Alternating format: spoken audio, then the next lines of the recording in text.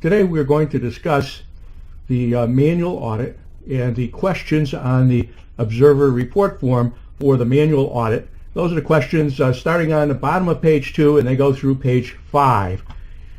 One of the items you can look at, and it's a good idea to read over and bring with you to the audit, is the Audit Procedure Manual published by the Secretary of State. Occasionally this is updated, but there have not been any changes in the last couple of years. It talks about the chain of custody and counting principles. In general, those are the questions we ask about the manual audit, and especially about the way they count. It talks here about double checking every step of the way. It recommends putting batches of ballots together in stacks of no more than 50 and counting them. It suggests using counting teams of 4, although often we'll see counting teams of 2, which under the right conditions and the right methods can also do a great job of counting. It talks about things like counting the ballots before you count the votes.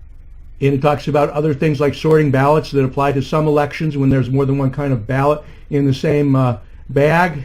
And importantly, it talks about the observers and the role of observers. Basically, we should not interfere with the process, but on the other hand, we should be able to go anywhere, see anything we want to in the audit. We really should not be talking to the officials doing the counting. Of course, if they start small talk, as long as it isn't about the election, feel free to respond in a normal way. But if you have a question about what people are doing or anything else about the audit, you should really address that question to the people leading the audit. But they should not. You should be able to see how they're adding things up. If they have pieces of paper that they're writing things down on, you should be able to see them. You should be able to look at the ballots, at the seals on the ballot cases or boxes, and also be able to, of course, see the ballots as they're counting them or they're doing hash mark things. And the moderator's return. There's a moderator's return for every district, and that is where the moderator who's in charge of the polling place, fills out all the results for that polling place. In the case of a primary, where there's actually a primary for more than one party at the same time, then there'll be 2 moderators' returns, because officially those are 2 elections, one for each party.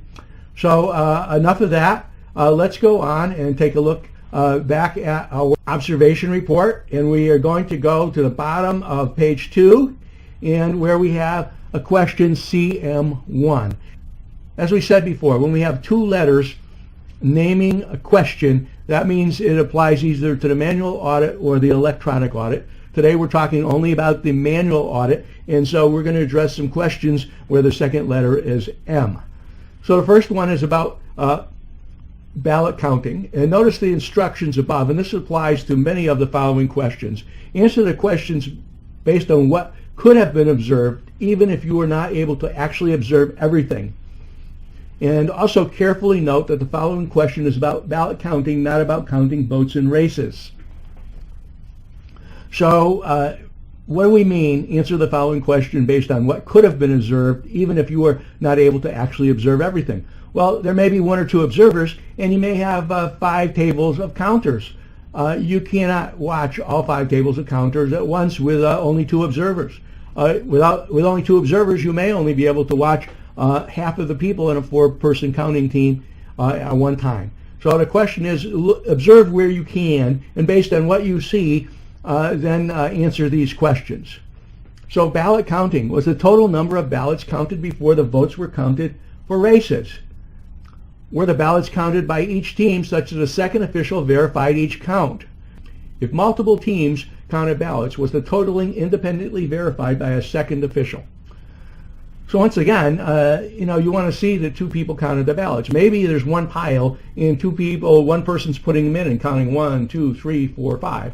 Or maybe they make multiple piles and a different person counts them after someone's put them in a pile, say of 25, for example. And that's quite a question we're asking here. It's important if there's multiple teams counting, and if there's multiple districts being counted in the course of the day, if one team did not verify and have a second official verify the count on the piles of the ballots, then the answer here is no. Even if you have 10 teams in 3 districts and one team in one of those districts didn't do the job of double checking, then the answer is no. Page 2. Once again, answer the following questions on what could have been observed, and note there's 2 methods of counting votes: sorting and stacking by candidate, and then counting the stacks. And B, reading and making hash marks for each vote, then totaling the hash marks. And carefully note the following questions is about vote counting in races, not about counting ballots. Question CM2, please describe the room layout and counting team arrangements for counting the votes in races. You might say there were 2 teams of 4 people and they each sat around different tables, oblong tables for example, or there were 2 teams of 2 people and they all sat around the conference table. Counting methods for vote in races by 1 or more teams of counters. So all the teams use the hash mark methods for votes in races. All the teams use the sorting and stacking method for votes in races. So once again, hash marking, they typically have 1 or 2 people reading the votes in the races. One person reading a vote on a ballot and another person watching to make sure they read it correctly. And then 2 people or 1 person making hash marks on a sheet. Strokes, 1, 2, 3, 4, and across a 5, keeping track of the votes in the races. Sorting and stacking methods for votes in races, what they do is they will take the ballots and make 1 pile for candidate A, 1 pile for candidate B, maybe 1 pile for candidate C, and another pile for no votes in that race or an overvote, and then they will count the number of ballots in each of those stacks to determine the counts. You'll see the sorting and stacking method quite often in a primary when only 1 race is being counted. Hash marking, you'll see a little bit more often when more than 1 race is being counted, like a November election. So answer C, methods vary by race, but for each race the teams use the same method. D, methods vary between teams even for the same race. And if applicable, how did the methods vary between the teams and races? So CM4, double checking by officials. So if only hash marking was used for counting races, you would answer yes or no for the hash marking method and not applicable for sorting and stacking methods. If they used both methods for different races or for different districts or different teams used different methods, one team used hash marking and another team used sorting and stacking, then you answer all the questions for those teams that did hash marking and the other questions for all the teams that did sorting and stacking. So did a second official observe that each vote was read accurately? Did a second official make duplicate hash marks or observe that each hash mark was recorded accurately? Was the vote counting such that the second official verified that each vote was stacked as marked? Were the stacks of ballots counted such that a second official verified that each stack was counted accurately? If you answered yes for teams of 2, please explain how the second official checked the first official. So a team of 4, it's obvious how that would happen. If it's a team of 2, we just like to know how they did the double checking, if double checking was done.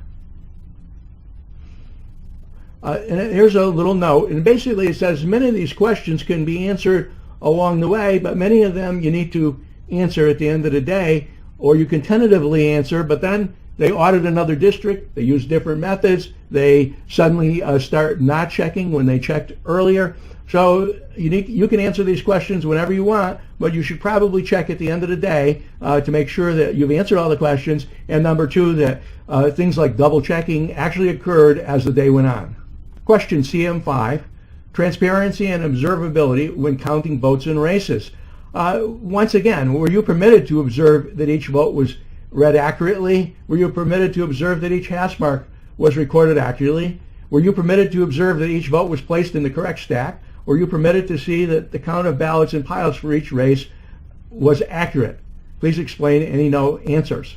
Once again, you don't have to look into everything. This is what you were able to observe in the time you had and when you were observing particular teams. Blind counting. Blind counting occurs when counting teams are unaware of the total and discrepancies while they are counting and recounting. So we want to know if someone leading the audit came in, for instance, and said, oh, there is 185 ballots, so that's our goal. Or let's say they count the ballots and they say, oh, you know, the number was 168, but we're 3 ballots short. You need to go through and find those 3 ballots. No, we don't want that. What we want is for the counters to be kept unaware of the tabulator totals for the ballots or races they were counting until counting and recounting each race was complete. So it looks a little suspicious when a leader says, oh, you counted 95 votes for Smith, but you made a mistake because there's really 94 votes for Smith. So you've got to go through the ballots again and come up with the right count. So that comes into question B. If the initial counts were off, were counters kept unaware of the exact and approximate level of difference? So it's okay for a leader to say something like, oh, you know, our totals don't match the numbers on the tape from election night. Why don't we count again and see if our numbers are correct? Sort of a neutral statement between that the machine, not indicating that the machine is always right. It could be that our counters are right and that the machine is off by a bit. CM7, ballots with questionable markings. Now, ballots with questionable markings is ballots that have votes that have bubbles that were partially filled in. And the idea is the accounting for the audit is such that the machine might have counted those and it might not have counted those. And when that's the case, we don't want to say the machine was wrong when it didn't count something. And we don't want it to say the machine was wrong when it did count something if a bubble is partially filled in. This is not voter's intent. If the voter circled the bubble but didn't put any mark in the bubble, the machine should not have counted it. It's not questionable. Questionable votes on ballots ruled upon separately, vote by vote, rather than all votes on such ballots all classified as questionable when some were not questionable. So they should be putting ballots with questionable votes aside to count separately and carefully. But some of those ballots might have perfectly good votes on them, and some have votes that are questionable. They should be counting the questionable votes in a particular race as questionable, but other votes that are okay in other races, count those as just regular, what they call undisputed votes. Question B, were questionable votes ruled on prior to tallying of votes for each race and counts not adjusted based on knowledge of the results of the differences in counts for the race? So sometimes they will count all the ballots and not classify any or very few as questionable, and they get down to the end and the machine did not count as many votes as the people did, and then they'll say, well, we've got to go through these ballots and find 3 more votes that are questionable. So if that happens, then you would say no to question B. And once again, you're observing all this. You're not telling anybody they're doing something wrong. You're just observing and recording what they did. CM8, officials and observers and others present. So we have the number of supervising officials. That's not every election official. That's the people in charge, like the registrars or maybe a head moderator. It's sort of a judgment call if someone is a supervisor or just a counter.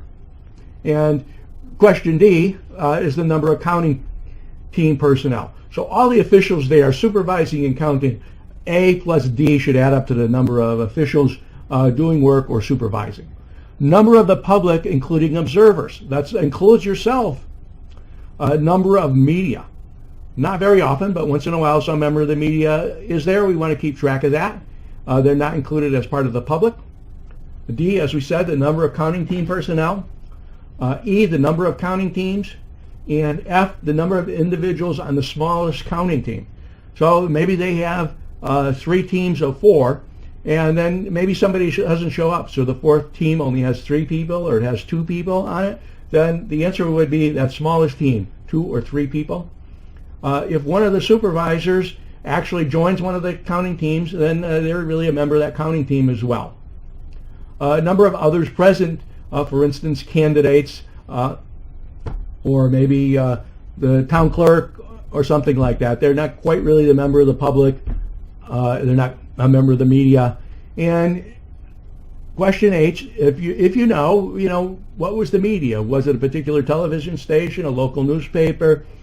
If there were candidates what candidates were they, etc. They're not necessarily required to answer that, but usually if you talk to them, you'll know who it is. Discovering and resolving mismatches, question CM9. And once again, this is based on what could have been observed. And the thrust of these questions is not checking everything. Check some hash mark sheets. Can you see or hear the numbers reported by each team or for each batch? Could you have checked them all given enough time? Could you have verified the addition of the counts were transcribed and added correctly? Were they entered accurately on the official report form? Could you have checked all the numbers on the scanner tape against the numbers on the official report form? A, did officials find a match between machine counts and manual counts at the end of the initial count of each race? B, did officials try to resolve mismatched counts by counting again? C, did officials try to resolve mismatched counts by changing counting teams? That is, counting different ballots by different teams. Did officials resolve mismatched counts by the end of the audit? Please explain any no answers. Tallying procedures and tallying transparency. Were you able to observe that hash marks and totals of batches for each team were tallied accurately? Were you able to observe that the number of ballots from multiple teams and batches were totaled accurately? Were you able to observe that the number of votes from multiple teams and batches were totaled accurately? Once again, this is observe what you can observe in the time that you have. This doesn't say that you have to check every hash mark and every batch from every team, etc. This concludes our discussion of most of the questions that vary between the manual audits and the electronic audits. The rest of the questions that vary between them will be covered as part of the next video, which, like the first video, covers questions that apply both to the manual audit and to the electronic audit. Thank you.